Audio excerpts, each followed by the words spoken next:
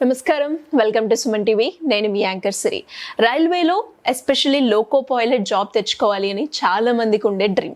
ఆ డ్రీమ్ని right guidance ఇస్తూ శ్రీధర్ సిసిలో ఎంతో మంది స్టూడెంట్స్ అయితే క్వాలిఫై అవ్వడం మనం చూడడం కూడా జరిగింది. సో అందులో భాగంగానే ఈ రోజు శ్రీధర్ సిసి నుంచి లోకో పైలట్ క్వాలిఫై అయిన వంశీకృష్ణ గారు మనతో పాటు ఉన్నారు. ఇంతకీ ఆ సక్సెస్ ఫార్ములా ఏంటి, ఆయన పడిన స్ట్రగుల్స్ ఏంటి, ఇవన్నీ కూడా మనం ఈ వీడియోలో తెలుసుకుందాం. మిస్ కాకుండా ఈ వీడియోని కంప్లీట్గా చూడండి. హలో అండి వంశీకృష్ణ గారు. Hi ma'am. So first of all hearty congratulations. Thank you ma'am. So loco pilot job అయితే కొట్టేశారు. వచ్చేసిందండి ఆఫర్ లెటర్? ఇంకా లేదు మేడం, అంటే నెక్స్ట్ 10 daysలో రావచ్చు అండి. గ్రేట్.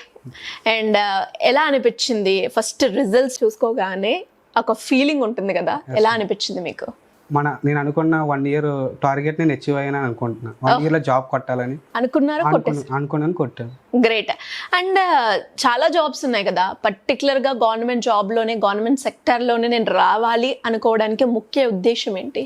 అంటే అలా అని లేదు. యాక్చువల్గా నేను ఫస్ట్ బీటెక్ అయిన కాడి నుంచి మా పేరెంట్స్ని చూసుకుంటే, మా పేరెంట్స్ వ్యవసాయం చేసేవారు.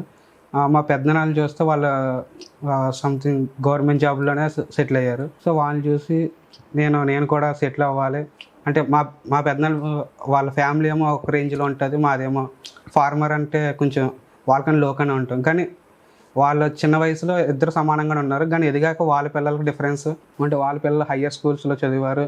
ఇప్పుడు వాళ్ళు చూస్తే అంటే అమెరికా వెళ్ళారు వాళ్ళ పిల్లలు. అమెరికా వెళ్ళడం గ్రేట్ అచీవ్ అని కాదు, కానీ మనీ ఉండటం వల్ల ఇదంతా ప్రాసెస్ జరిగింది. సో ఇటు పక్కన నేను చూస్తే నన్ను బాగానే చదివించారు, కానీ ఎక్కడో దేనికైనా వెళ్ళాలంటే మనీ ప్రాబ్లం అయ్యేది. సో అది చూసి అది ఎక్కువ బ్రెయిన్లో ఫీడ్ చేసుకుని, ఓకే మనం గవర్నమెంట్ జాబ్ కొడితే మన ఫ్యామిలీ అంటే నేను ఇంప్రూవ్ అవ్వడం కాదు, నా ఫ్యామిలీ కూడా ఇంప్రూవ్ అవుతుందని నేను భావించాను. ఓకే. అంటే ఫస్ట్ అటెంప్ట్లోనే వచ్చేసిందా మీకు? నేను రైల్వే ఈ ఏఎల్పీకి అయితే ఫస్ట్ అటెంప్ట్లోనే వచ్చింది. ఓకే. మరి శ్రీధర్ సిసిలో ఏ కోర్స్లో జాయిన్ అయ్యారు మీరు? నేను ఇనిషియల్గా బ్యాంకింగ్ అని జాయిన్ అయ్యాను. కోచింగ్ అయ్యాక నాకు హెల్త్ బాగోక నేను ఇంటికి వెళ్ళిపోయాను. దాని తర్వాత కరోనా వచ్చింది. కరోనా వల్ల నేను ఇంకా అక్కడ ఉండిపోయాను. తర్వాత ప్రైవేట్ సెక్టర్కి వెళ్ళిపోదాం అని చెప్పి ఇంక బ్యాంకింగ్ మానేసి అటు ట్రైల్ వేస్తే అటు జాబ్ వచ్చింది. పెద్ద ఎంఎన్సీ కంపెనీలోనే వచ్చింది. మళ్ళీ ఏమైంది? ప్రైవేట్ జాబ్ బాగానే ఉంది, ఎంఎన్సీ అంటే వ్యవసాయం కదా. మా ఫాదర్ చుట్టుపక్కల వాళ్ళు అందరూ చెప్తూ ఉంటారు, ఇంకెన్ని సంవత్సరాలు ఇంటికాడ ఉంటావు, గవర్నమెంట్ అది తేలిక కాదు, జాబ్ చేస్తా కూడా నువ్వు ప్రిపేర్ అవ్వచ్చు అని చెప్తూ ఉంటారు కదా ఫ్రెండ్స్. అలా ఇంటి పక్క వాళ్ళు కూడా చెప్పడం వల్ల సరే ఎందుకు పేరెంట్స్ని ఇబ్బంది పెట్టడం అని చెప్పి నేను అటు సైడ్ వెళ్ళాను. అటు సైడ్ వెళ్ళాక 1 year బాగానే చేశాను. వాళ్ళు 1 year చేసాక కూడా నాకు ఇంక్రిమెంట్ పెద్ద అనిపించలేదు. ఓకే. సో దాని తర్వాత మళ్ళీ ఇటు సైడ్ రావడం జరిగింది. నేను అంటే 1 year టార్గెట్ పెట్టుకుని వచ్చాను, రావడం అంటే నాకు ఇన్కమ్ కూడా పేరెంట్స్ నుంచి కొంచెం తగ్గింది. సో నేను ఒకటి పెట్టుకున్నా, ఇంకో 1 year చేస్తే నాకు ఒక అమౌంట్ వస్తుంది పిఎఫ్ కింద, అది పెట్టుకునే వచ్చాను ఇక్కడికి. రావడం నా పిఎఫ్ అమౌంట్తోనే నేను విత్డ్రా చేసుకుని నేను లాస్ట్ ఇయర్ ఆగస్ట్లో వచ్చాను. అలాగే నేను అవి అమౌంట్ నాకు ఒక 6 months 7 months వచ్చినాయి. దాని తర్వాత నాకు కొంచెం ఇబ్బంది అనిపించి మన శ్రీధర్ సిసిలోనే కొంచెం కంటెంట్ సైడ్ ఇలా జాబ్ తీసుకుంటారని తెలిసి నేను ఇలా కాంట్లో జాయిన్ అయ్యి నాకు ఎంతో కొంత ఒక పాకెట్ మనీ టైపు నేను ఇక్కడ నుంచి చదువుకునేలాగా నాకు కొంచెం సపోర్ట్ చేసింది. ఓకే. సో ఇప్పుడు కూడా నేను అందులో అంటే నాకు జాబ్ వచ్చాక కూడా వెళ్ళలేదు, ఎందుకంటే ఏఎల్పీ అనే కాదు ఇంకా బ్యాంక్స్ కూడా నేను మెయిన్ జాయిన్ అయ్యింది బ్యాంక్లో జాయిన్ అయ్యాను కాబట్టి బ్యాంక్ కొట్టి వెళ్దామని నేను ఆ మోటివేషన్తోనే ఉన్నా. కానీ జాయిన్ అవ్వడం ఏఎల్పీలోనే జాయిన్ అవుతాను. అంటే నేను ప్రైవేట్ జాబ్ మానేసి ఇటు వచ్చాక ఆగస్ట్లో జాయిన్ అయ్యాను. జాయిన్ అయ్యాక నేను యాజ్ యూజువల్గా బ్యాంకింగ్ ప్రిపేర్ అవుతుంటే ఇంతలో శ్రీధర్ సిసి సార్ అడ్వర్టైజ్మెంట్ వచ్చింది, ఇలాగా ఫ్రీ ఆర్ఆర్బి కోచింగ్ అని టాప్ 1000 మెంబర్స్కి. సరే ఎందుకులే మా ఫ్రెండ్స్ అన్నారు అప్లై చేయరా, నువ్వు ఎలాగ ఆర్ఆర్బికి కూడా ప్రిపేర్ అవుతున్నావు కదా అంటే సరే అని చెప్పి నేను అప్లై చేస్తే నాకు టాప్ 1000లో ర్యాంక్ వచ్చింది. తర్వాత నాకు ఆన్లైన్లో ఫ్రీ అకౌంట్ వచ్చింది. ఆ అకౌంట్ ద్వారా నేను ప్రిపేర్ అవుతా, అటు బ్యాంకింగ్ ప్రిపేర్ అవుతా, ఇటు రైల్వేకి ప్రిపేర్ అవుతా. ఓకే అంటే శ్రీధర్ సిసి వాళ్ళు ఏదైతే గ్రాండ్ టెస్ట్ కండక్ట్ చేసి ఫ్రీ ఆపర్చునిటీస్ ఇచ్చారో సో అందులో మీరు సెలెక్ట్ అయ్యారు. సెలెక్ట్ అయ్యాను. ఓ గ్రేట్. అండ్ దాంతో పాటు చాలా మందికి ఉండే డౌట్ ఏంటి అంటే నార్మల్ స్టూడెంట్స్ కి ఇచ్చే ఫెసిలిటీయే ఫ్రీ గ్రాండ్ టెస్ట్ వాళ్ళకి కండక్ట్ చేసినప్పుడు మేము ఇస్తాము అని చెప్పడం జరిగింది. అవన్నీ ఫుల్ఫిల్ చేశారా? Yes madam. మెటీరియల్ ఇచ్చారు. అంటే వాళ్ళు అమౌంట్ కట్టి వాళ్ళకి ఏ ఫెసిలిటీస్ వస్తే మాకు అయ్యే ఫెసిలిటీస్ వచ్చాయి. చాలా మంది అనుకుంటారు మనకి పెద్ద ఫెసిలిటీస్ ఎవరని, కానీ సార్ నిజంగా చెప్పినట్టే సార్ ఏం చెప్పారో అవన్నీ ఫెసిలిటీస్ మాకు వచ్చినాయి. బయట అమౌంట్ పే చేసి వాళ్ళకి ఏమేమి బుక్స్ ఇస్తారో, ఏమేమి క్లాసెస్ ఉంటాయో సేమ్ యాజ్ యూజువల్గా మాకు అవి వచ్చినాయి. సార్ చెప్పారు కూడా, అంటే మీకు కంఫర్టబుల్గా మీరు ఆన్లైన్ తీసుకుంటారు లేకపోతే ఆఫ్లైన్ క్లాసెస్ తీసుకుంటారు. సో యాక్చువల్గా నేను ఏంటంటే ఆఫ్లైన్కి వెళ్తే మళ్ళీ నాకు బ్యాంకింగ్ కొంచెం ఇబ్బంది అవుద్ది అని చెప్పి నేను ఆన్లైన్ తీసుకున్నాను. ఆన్లైన్ ఎందుకంటే రికార్డెడ్ కదా, సో ఎప్పుడైనా మన ఫ్రీ టైం ఉన్నప్పుడు ప్రిపేర్ అవుదాం అని చెప్పి నేను ఆన్లైన్ తీసుకుని అలా రాశాను. సో అలా మీకు గవర్నమెంట్ జాబ్ లోకో పైలట్ వచ్చింది, రైట్? గ్రేట్. అండ్ దాంతోపాటు మరి వచ్చిన తర్వాత పేరెంట్స్కి చెప్పారా? వాళ్ళ ఫీలింగ్ ఎలా ఉంది, వాళ్ళ ఎక్స్పీరియన్స్ ఎలా ఉంది? అంటే నేను యాక్చువల్గా ఏది ఇంకా ఫుల్ ఫ్లెడ్జ్గా చెప్పలేదు మేడం. అవునా? సో ఇప్పుడు డైరెక్ట్గా ఒకసారి మీ పేరెంట్స్కి కాల్ చేసి నాకు జాబ్ వచ్చిందని చెప్పండి. ఓకే మేడం, చెప్తా. ఒకసారి కాల్ చేయండి. హలో అమ్మా, నేను వంశీన్.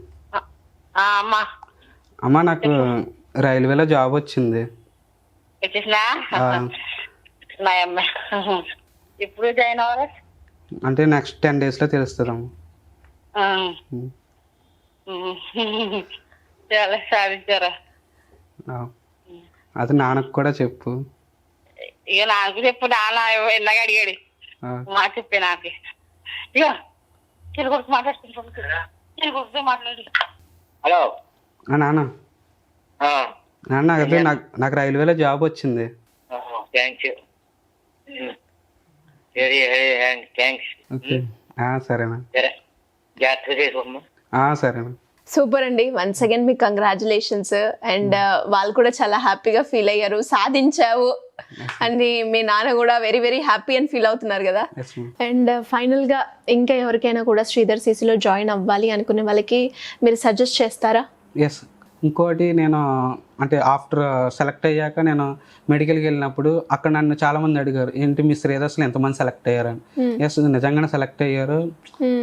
ఎందుకంటే మనం అక్కడి నుంచి వచ్చాం, సో మనం మీ ఎక్స్పీరియన్స్ ఉంటుంది. నాకు ఎంతో కొంత హెల్ప్ చేసింది నేను చెప్పుకోవడం తప్పులేదుగా. అలాగే నాకు జాబ్ వచ్చిందంటే శ్రీధర్స్ వాళ్ళే. సో అందువల్ల నేను చెప్పాను, సో నువ్వు మీకు తెలిసిన వాళ్ళు ఎవరైనా ఉంటే శ్రీధర్స్లో జాయిన్ చేయించు, ఉపయోగపడుతుంది. ఓకే, శ్రీధర్ సిసి గురించి ఒక 1 word లో చెప్పాలి అంటే? శ్రీధర్స్లో జాయిన్ అవ్వడం వల్ల నేను అంటే నా మనీ వేస్ట్ అయిందని నేను అసలు అనుకోను. ఓకే, వర్త్ ఉంది. అండ్ నేను పే చేసిన దానికంటే ఎక్కువ యూటిలైజ్ చేశానని నేను భావిస్తున్నా. గ్రేట్. అండ్ చివరిగా మిమ్మల్ని ఒకటి అడగాలనుకుంటున్నాను. అంటే మనం ప్రిపేర్ అయ్యే ప్రాసెస్లో, మనకి జాబ్ రాని ప్రాసెస్లో మనల్ని సూటిపోటిగా అనేవాళ్ళు చాలా మంది ఉంటారు. సో అవన్నీ ఖాతాలు రాసుకునే ఉంటారు కదా. సో ఆ బాకీ తీర్చేసుకుందామా? సార్ చెప్పారా యాక్చువల్లీ ఇవన్నీ ఇలా రాసుకో, తర్వాత నీకు జాబ్ వచ్చాక తిరిగి మరి వచ్చేసింది, తిరిగి ఇచ్చేయాలి కదా. ఇచ్చేసేయండి మరి, ఎవరెవరికి ఇవ్వాలో. అంటే నేను స్టార్టింగ్లో ఉన్నప్పుడు వన్స్ ఇక్కడ జాయిన్ అయ్యాక కరోనా తర్వాత నాకు 3 years అయ్యింది కదా, నువ్వు ఇంకా జాబ్ చేయట్లేదు, మీ పేరెంట్స్ మీద డిపెండ్ అయ్యి బతుకుతున్నావు కదా అన్నప్పుడు నాకు చాలా అది తీసుకోలేకపోయాను. తర్వాత నేను ఒకటే అనుకున్నా, ఏదైనా గట్టిగా కొట్టాలని. సరే అని చెప్పి సాఫ్ట్వేర్కి వెళ్తే అక్కడేమో నాకు అంటే నేను అక్కడ ఉండడానికే డబ్బులు సరిపోయాయి తప్ప మా ఇంటికి పంపడానికి కుదిరేదే కాదు. సో ఇది కాదు లైఫ్ అని నెక్స్ట్ నేను ఇలాగ బ్యాంకింగ్ సైడ్ వచ్చాక ఇలాగ గ్రాండ్ టెస్ట్లో క్వాలిఫై అవ్వడం, తర్వాత ఏఎల్పి సెలెక్ట్ అవ్వడం. అప్పుడు నేను అన్న వాళ్ళ వల్ల సో ఇప్పుడు నేను నెగిటివ్గా తీసుకోకుండా ఓకే అది నా సక్సెస్కి ఒక పాయింట్లో తీసుకుని నేను జాబ్ కొట్టాను. సో వాళ్ళ వల్ల నేను ఏది నెగిటివ్గా తీసుకోవాలి, పాజిటివ్గానే తీసుకున్నాను. ఓకే, సో ఒక రకంగా వాళ్ళు మీ గ్రోత్కి ఒక రీజన్ అయ్యారు, అంతేనా? Yes madam. ఎనీవేస్ కంగ్రాచులేషన్స్ అండి, all the best for your future. And మీరు మీ పేరెంట్స్ని ఏదైతే అనుకున్నారో అదంతా కూడా ఫుల్ఫిల్ అవ్వాలని మనస్ఫూర్తిగా కోరుకుంటున్నాను. Anyways thank you so much. Thank you.